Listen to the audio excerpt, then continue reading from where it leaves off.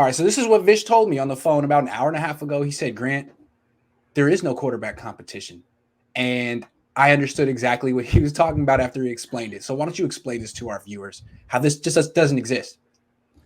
Look, yeah, so I've seen this go back and forth on Twitter. You know, I try to not be on Twitter too much, but at the same time, if you're doing content creation, being on Twitter, it's useful for you. It's not because you get to kind of get an idea of where people are leaning and what kind of things people are talking about so that you can direct into doing something that people prefer. So the conversation on Twitter constantly and the arguing is just going back and forth about whether it's Trey Lance, whether it's Jimmy, whether it's an open competition, all of that. And yeah, I don't understand that, Grant, because something I've maintained throughout this draft process is, to me, this is not about Jimmy Garoppolo versus Trey Lance. This is all about Trey Lance, right? And I think that the thing that makes it being all about Trey Lance is you have to go back to what they gave up to get him. 2 first-round picks and swapped a third to go up to get a guy with a top 5 pick, right? In Jacksonville, who's the guy from day one? It's Trevor Lawrence. With the Jets, who's the guy from day one? It's Zach Wilson, right? Yes. Yeah. The Niners, the luxury they have is they don't have to force their guy to be the guy from day one. But it's still all about that guy. So to me, this isn't a competition. This is about Trey Lance's readiness. If Trey Lance is ready, Trey Lance starts. If Trey Lance is not ready, the luxury they have is they don't have to force him to play the way the Jets have to force Zach Wilson to play, whether they know he's ready or not, or the Jaguars have to force Trevor Lawrence to play, whether he's ready or not, because they have a starting caliber quarterback in Jimmy Garoppolo. But the days that this is Jimmy Garoppolo's job to lose and all of that, I understand they're saying that, and it's the right rhetoric to say, because you could be in August and you could feel that Trey Lance isn't as far along as you want, and you look at this roster and you say, we need to go win, and we have a quarterback we can win with in Garoppolo. So it's the right rhetoric to say that it's his job to lose now. But if Lance is ready in August, Lance is going to start. If Lance is ready week 5, Lance is going to start week 5. If Lance is ready week 10, Lance is going to start week 10. This is no longer about Jimmy Garoppolo. This became all about Trey Lance when they forfeited their future and they mortgaged it all to go get this particular quarterback. So it's no longer about whether, hey, he beats Jimmy in the competition or anything. It's all about this guy. He's the present. He's the future. And that's where I think the conversation has gone a little bit astray, because people are talking about this as if it's a directly 1 versus 1. This isn't about Jimmy being better than Trey Lance, because Jimmy could still be better than Trey Lance at certain things. But if Kyle and the team deem Trey Lance ready, and now I don't know what that ready is, you don't know what that ready is. Kyle said he can't even describe that ready. It's a ready that everybody will know. Yep. And so if that ready is something everybody will know, if they know it at that point, he's going to play. Like, for example, this would be like if the Chiefs, right, the Alex Smith, Patrick Mahomes thing, right, everybody wants to compare it to this situation. But Grant, what did the Chiefs do? Alex Smith was an MVP candidate in 2017. What did they do the next year? They traded him. Yeah. Why did they trade him? He's not the guy.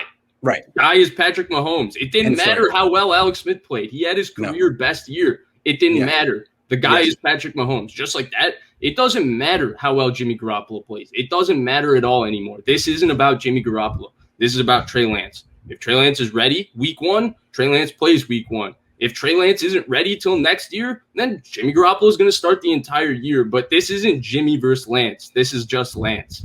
It's Lance versus Lance. So if Lance isn't playing by year 3, it's because Lance was the wrong pick, not because Jimmy Garoppolo just kept him on the sideline and it just fought for his job. No, there should be nothing Jimmy Garoppolo can do, given that Trey Lance is what we think he is, that what he was billed to be. Look, there should be nothing he can do. You know why, Grant? Because if there was something he can do, then the 49ers would have been confident that maybe there's something he can do, and they wouldn't have traded up to pick 3 a month before the draft.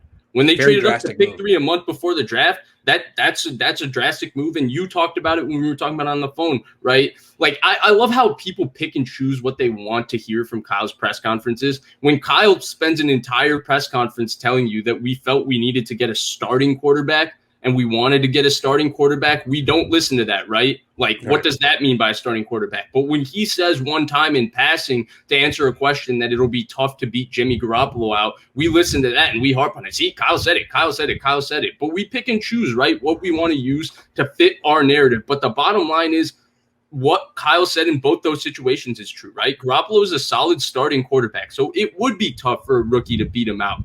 But at the same time, which is why they moved up from 12 to 3. They could have stayed at 12 and taken Mac Jones, who would have a chance to beat out Jimmy Garoppolo or not. The whole idea was to move up to 3 and get what he called a starting quarterback. Right?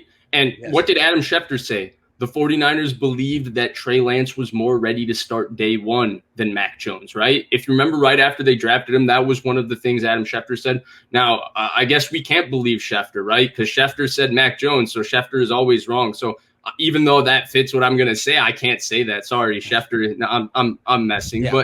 But what I was going to say was he said that. So to me, like this conversation, it being like, oh, if Jimmy plays great in camp, Trey Lance, he's going to have to sit 2 years. Jimmy isn't Brett Favre. Jimmy can't sideline a quarterback. Jimmy isn't Aaron Rodgers. He can't sideline Jordan Love. Tony Romo I'm going to get killed for saying it, but he's one of those guys that if you look at his stats, you look at everything, you could make an argument that he's right with the other guys in his era that will go to the Hall of Fame, the Big Bens, all those guys, right? Yes. Him, Carson Palmer, Matt Ryan, Matthew Stafford are the guys that were really good, just never the elite guys, you know? Yes. They were in the 5 to 13 range. He couldn't even sideline Dak. They didn't even give him that with Dak Prescott. Right. Once Dak Prescott started playing well, it became about Dak Prescott. So to me, it doesn't matter, right? Like, you can say, like, we don't know, right? Like, that's the other thing, right? We don't know what that readiness is. We don't know how Trey Lance has been looking. We don't know how he's been consuming the offense. He hasn't played in pads yet. So all we have is to go off of his film from 2 years ago in NDSU and one game last year where he was mostly bad, right? The game this year, that showcase game, he was pretty terrible. It was probably the worst game of his college career. Yeah. But so since we don't know those things, we can't make any assumptions on whether he's ready to start or not. How do we know? Like, the same argument we make for him to be ready to start, the people making the argument saying he's not ready to start, how the hell do you know he's not ready to start? Right. So but what I'm saying is if he shows it in camp and he shows it in preseason, the Niners aren't going to be like, well, this is still Jimmy's team for one more year. I feel like there's a narrative going around that, like, yeah, Trey Lance is here, but this is still Jimmy's team for one more year. Yeah, that's the point right there, Grant. Yeah. It's like, it's not about if he shows he's ready, he's gonna play. But if he shows he's not ready, the luxury is that they have Jimmy, who they can win with. They have a really good roster, so they don't have the need to play him. Like, the Jaguars have to play Trevor Lawrence, and Trevor Lawrence has to play well for them to be a good football team. Same thing with the Jets and Zach Wilson. Hell, even the Bears, they have Andy Dalton, who, you know, is probably like a tier below Jimmy Garoppolo in terms of quarterback. If Jimmy Garoppolo is just that middling type starter kind of guy that you can start for 16 games, Dalton is kind of the fringe starter backup type. With their coaching, their roster, they can afford to have Andy Dalton start all 16 games and have real aspirations as a football team. At some point, Justin Fields is going to have to take over. That's the luxury the Niners have, right? That's the luxury they have with Garoppolo. But at the same time, because Garoppolo is a luxury, they're not going to rely totally on him and say, oh, hey, Trey, I know you're looking good. I know we feel really good about your progress, but this is Jimmy Garoppolo. We can't sit Jimmy Garoppolo. Heck no. If he's ready, he's playing. Right. I mean, if they're worried about disrespecting Jimmy Garoppolo, that went out the window when they traded up for Trey Lance. It's no longer Jimmy Garoppolo's team, and I feel like you see that from both of their actions. Trey Lance is the one organizing everything this offseason. Jimmy Garoppolo is doing, I don't know.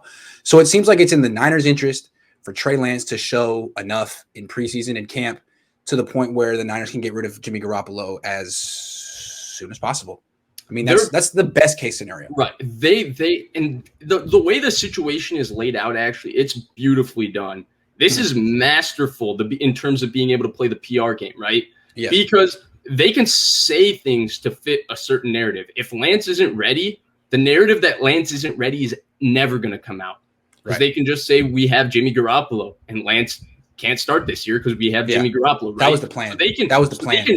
They can drive the messaging that way. And if Lance is ready, hey, the guy we picked, he's already ready. Look at him. Yeah. This He's ahead is of the guy schedule. we picked, right? He's ahead of schedule, all of that. He beat out, and they can say he beat out Jimmy Garoppolo, who we thought there was no way he could beat him out. And so the way they can structure this in terms of the PR, it's a really easy sell for the 49ers. But if anybody thinks that this job is about a competition or about Jimmy Garoppolo, they're just lying to themselves. Because if this job was about Jimmy Garoppolo, we would not be trading up, or the San Francisco 49ers, excuse me, not we, I'm not a we, but we would not be sitting here watching the San Francisco 49ers trade up 3 or 2 first-round picks and swap a third one to go get a quarterback because they have a guy who's already their guy. Well, so what Vish and I are saying is in the NFL, there's always the truth and the PR spin. And you can't blame these teams for doing the PR spin. They're multi-billion-dollar organizations that want to get their narrative out there that suits them because everything that they do needs to be what's best for their organization. But if you're a vet following the team, you always know you can try to guess what the truth, what the subtext is. And that's what Vish is very good at. That's what I have some experience doing, and that's what we're talking about right now. Don't take the Niners at face value on this one because it suits them to have certain narratives, and they're entitled to those narratives. You just, as a diehard fan watching this show on June 28th, when you could be doing literally anything, you should know what really is going on. Yeah, the bottom line is, right, I don't think they're lying to us per se. No. They're just not telling us the entire truth. And right. I think this is a situation, to me, frankly, I think it's a very easy one to read. I think that most people that follow the 49ers, if the Arizona Cardinals had this same exact situation, they would read it easily. I'm pretty sure most people would have said, I'm sure Sam Bradford was pegged to start 16 games, if I remember correctly, for Steve Wilkes, Mike McCoy, that regime, and Josh Rosen was starting by week 4. I think most of us as Niners fans figured, this is Rosen. Rosen's going to be the guy, even though Sam Bradford they paid him a lot of money to come be their bridge quarterback that season. That's true. So I think that this situation is actually a very easy one to read. When you trade that much up, that's your guy. That guy's the present. That guy's the future. That guy's everything. Your franchise is all about Trey Lance. The franchise was about Jimmy Garoppolo when they paid him, but it's no longer at that point because they sought avenues to replace him, and now they got a guy who they think should replace him at some point, if not immediately. Yeah, and Patrick Mahomes sat on the bench for a season. He was not the number 3 pick in the draft. No. He was not 3 first-round picks. Every game that Trey Lance doesn't play is too bad from the 49ers perspective. So I think there's another difference in that situation too, right? Like the Mahomes situation also, like I've talked about how I thought Mahomes could have probably started as a rookie. I mean, he had one of the greatest regular seasons for a quarterback ever in his second year. So I think he might have been able to be competent. But he was going from air raid to pro style. Right. And there were things like this guy's going from pro style to pro style. Right.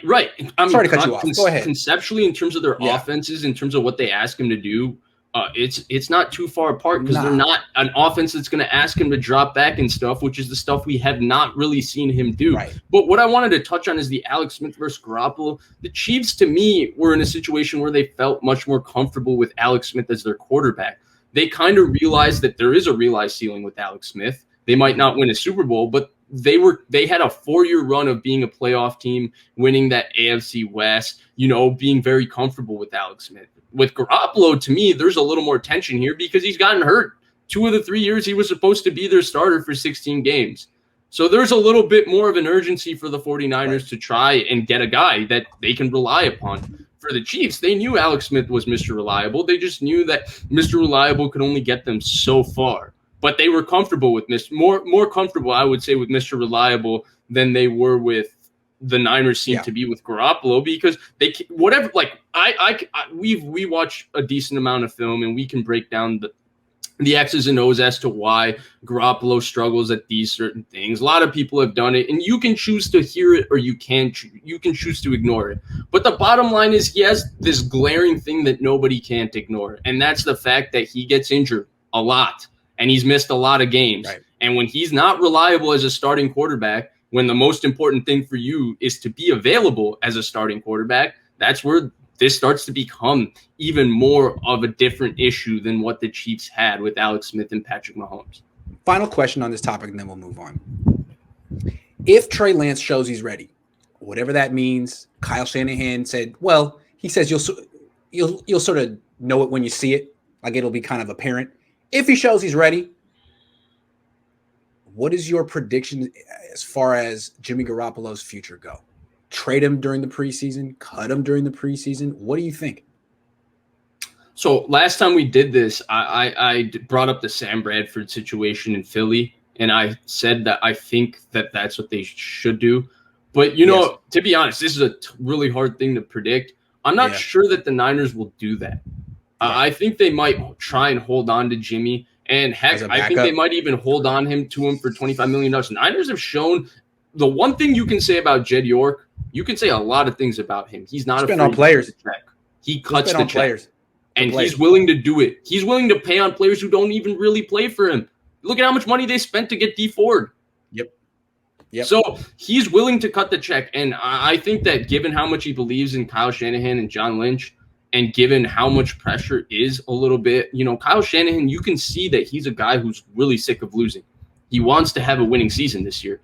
And given what he's gone through, and those situations were self-inflicted because he kept talking about how his quarterback room was the strongest position on his team in 2019, and he talked about it in 2020. And his backups were Nick Mullins and C.J. Beathard.